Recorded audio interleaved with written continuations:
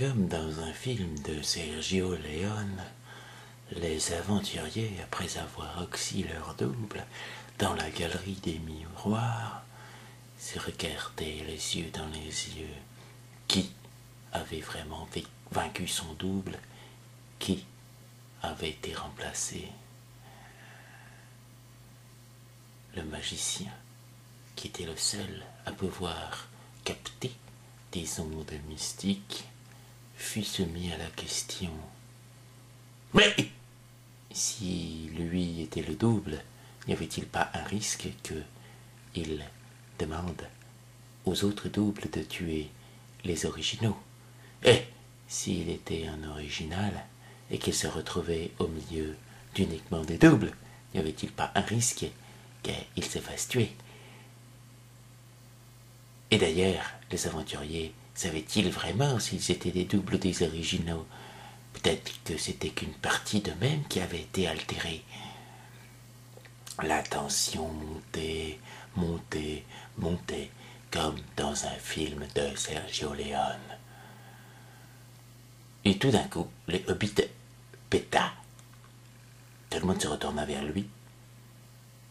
Elles décidèrent que c'était lui qui passerait le premier à la question. « Lève le bras gauche !» firent-ils tous. Le hobbit leva le bras gauche. « Lève le bras droit !» Le hobbit leva le bras droit. « Prends une dague !»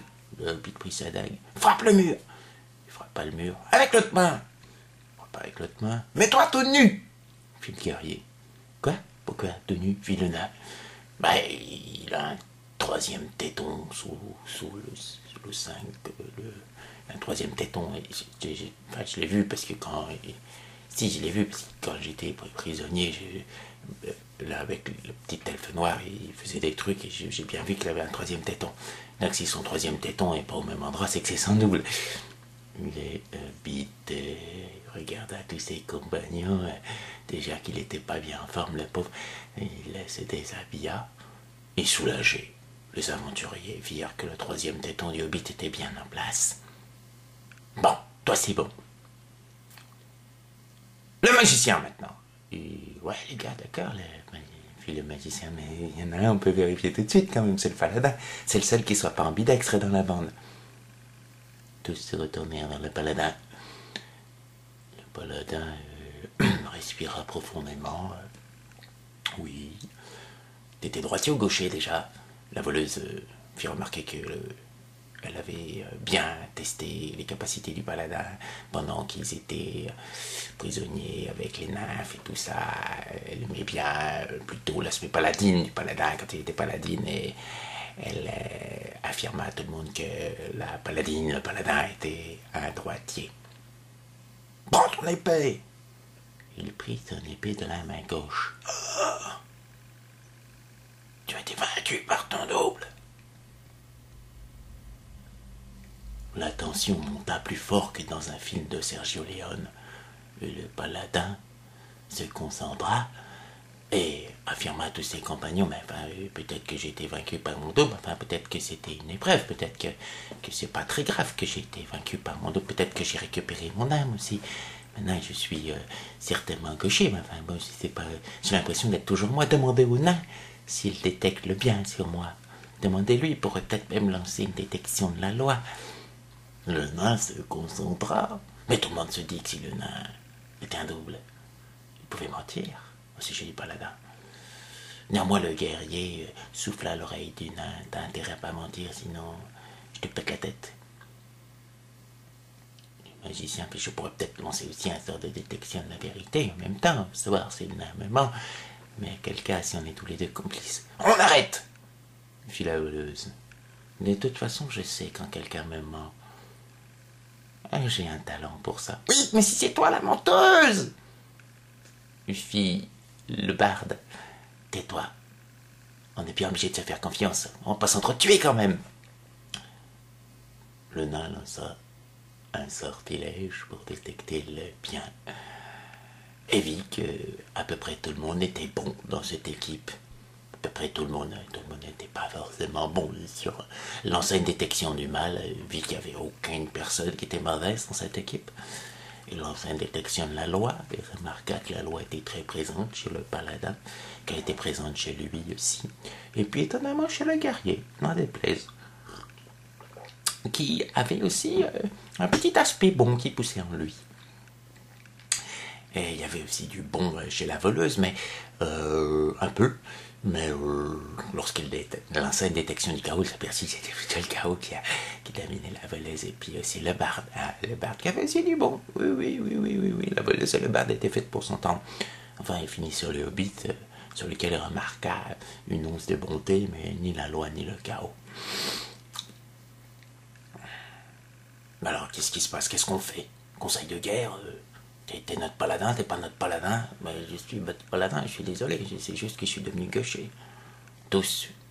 Alors, bien qu'ils fussent ambidextres de nature, essayèrent leurs armes les uns les autres, se comparant, parce qu'il était vrai, il fallait bien quand même essayer de voir ce qui pouvait avoir changé. Et puis tous constatèrent qu'il y avait comme un problème, parce qu'on a beau être ambidex, on a quand même des préférences. La voleuse a mis par exemple l'idée de la masturbation.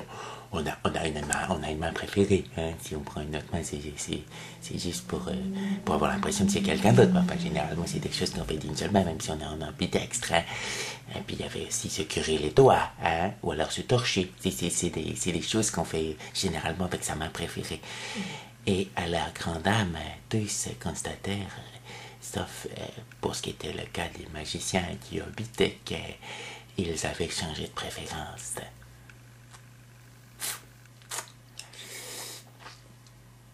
Alors tous se retournèrent vers le magicien et le hobbit et se dirent, mais pourquoi vous avez gagné et nous on a perdu?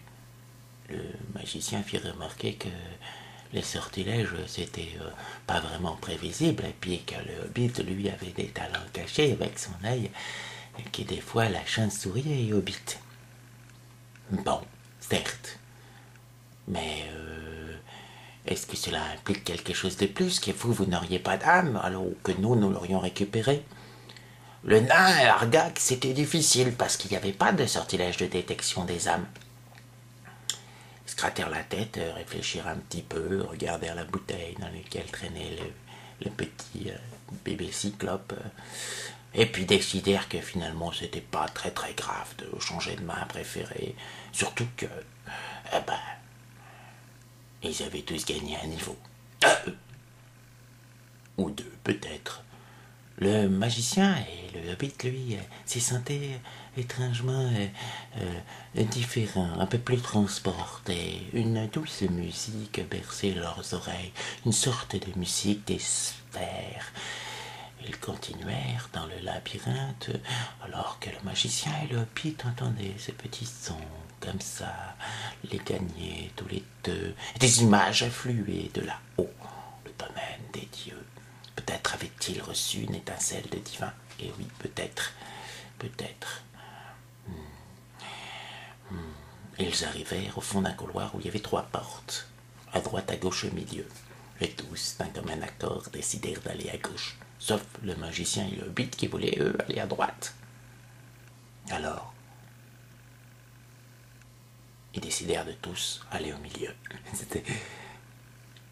Après avoir bien travaillé ses talents de voleur et pour la voleuse, hein, et ses talents de magicien pour le magicien, ils purent passer un mur prismatique non sans mal, et presque tout sauta, parce que ça fait mal un mur prismatique, surtout que le magicien n'a pas forcément tous les sorts pour le contrecarrer. Alors, ils constatèrent qu'ils débouchaient dans une arène avec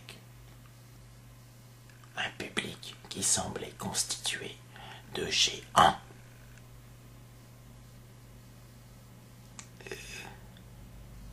Serait-on déjà arrivé à la cité des géants, fit le nain? Non, dans une certaine angoisse, les 5 aventuriers qui avaient été particulièrement changés constatèrent que les hobbits et les magiciens semblaient phasés, apparaître, disparaître et disparaître de plus en plus souvent. Les grilles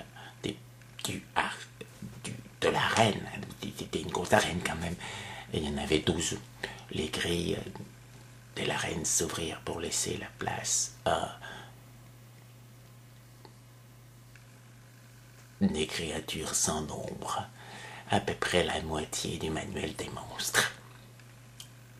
Aïe aïe aïe, fit le guerrier. Le petit Tommy, la petite Tania écarquilla grand les yeux et regardèrent le grand-père Hobbit et puis cheminèrent des étoiles. Ah, mais ça a dû vous faire bizarre, non? Pas trop, répondit chemineur des étoiles, en commençant à clignoter comme son compagnon. Ah! Faire le petit Tommy et le petit Tania, mais qu'est-ce qui vous arrive? Ne purent que sourire les deux compagnons.